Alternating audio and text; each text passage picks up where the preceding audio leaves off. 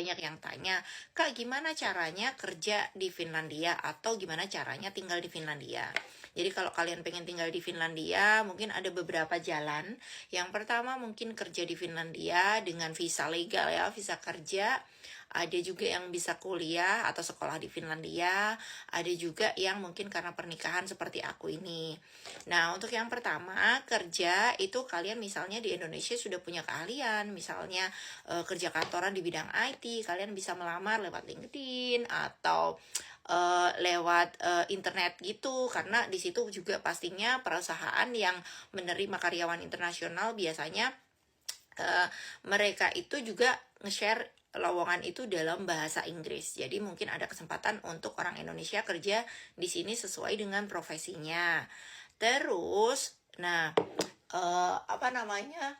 Kalau untuk yang setahu aku ya, kalau untuk yang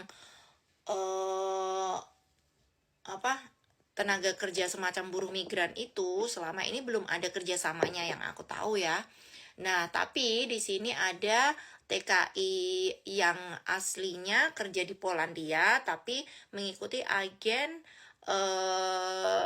di Finlandia yang mengirim tenaga kerja ke sini gitu. Jadi mungkin istilahnya jadi tenaga kerja Polandia ya teman-teman ya, karena bukan dari lembaga apa yang untuk menyalurkan tenaga kerja ke luar negeri dari Indonesia.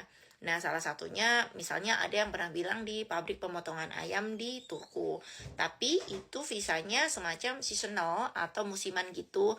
Jadi setelah selesai kontraknya biasanya harus kembali ke Polandia. Aku belum tahu bisa jadi batu loncatan atau enggak. Soalnya dulu pernah ada yang bilang kalau dia mau rekrut jadi permanen tapi ternyata dia balik lagi ke Polandia. Yang seperti itu yang aku tahu ya. Mungkin teman-teman bisa mengoreksi kalau ada yang salah ya. Terus ada lagi juga yang kerja di welder atau apa gitu ya di Helsinki, di pokoknya perkapalan dan segala macam gitu. Yang aku tahu itu mungkin juga dicarinya dari pabrik di sini nyari ke Indonesia kayak gitu. Jadi bukan disalurkan oleh tenaga pencari kerja Indonesia. Correct me if I am wrong ya. Jadi kalau ada yang salah mohon dibetulkan. Jadi biar bisa sharing informasi dan aku nggak sok tahu karena nggak punya pengalaman itu. Ada juga misalnya kalau kalian yang di bidang IT itu bisa nyari dari internet juga kayak gitu ya. Terus ada lagi mungkin yang kerja di sini ini karena menikah dengan orang sini biasanya kita itu dapat semacam kursus dari pemerintah sini. Jadi itu ada nama istilahnya aku dulu integration plan. Itu kita dikasih sekitar waktu 3 tahun untuk berintegrasi atau beradaptasi gitu. Jadi pemerintah memberikan kursus-kursus bahasa Finlandia secara gratis untuk kita imigran seperti ini. Baik itu imigran yang karena pernikahan seperti aku, yang pencari suaka, atau juga pengungsi-pengungsi. Jadi kita diberi kayak bekal untuk mempelajari bahasa Finlandia dan mendapat tunjangan. Jadi kita nggak akan kayak kelaparan atau kedinginan atau nggak punya tempat tinggal gitu ya. Apalagi yang biasanya nggak ada tempat tinggal gitu, yang pengungsi itu biasanya juga bisa dapat semacam tunjangan kontrakan ya teman-teman. Jadi kita nggak akan jadi tunawisma di Finlandia karena ya semacam dipelihara oleh negara gitu. Nah itu jadi kita harus zamanku dulu ya, kita harus apply untuk mengikuti pelatihan ini sebelum kita tinggal di Finland 3 tahun. Jadi kalau setengah 3 tahun, aku kurang tahu gimana prosesnya, tapi setauku nggak bisa. Dari yang kursus bahasa itu biasanya bisa dilanjutkan untuk kursus pelatihan ke bidang-bidang tertentu. Kayak misalnya aku ini dulu ngambil namanya Lahi Hoitaya, jadi kayak nursing gitu. Tapi bukan nursing yang di hospital ya teman-teman, itu beda. Kalau yang nursing di hospital itu sebenarnya lebih bagus, tapi itu membutuhkan sekolah yang lebih lama juga. Nah, ada juga yang melamar jadi chef atau sekedar koki aja. Yang chef itu biasanya kuliah. Kalau yang koki itu biasanya sekolah. Kayak misalnya bisa untuk membantu di dapur, potong-potong di dapur, kayak gitu. Terus apa lagi? Ada juga yang kuliah di Finland. Jadi kalau kuliah itu mungkin kalian yang gemar menempuh pendidikan sampai tinggi. Itu di sini banyak sekali beasiswa yang kemungkinan bisa jadi batu lompatan kalian untuk tinggal di Finlandia. Karena biasanya kalau kita dapat beasiswa itu biasanya kita bisa bawa keluarga.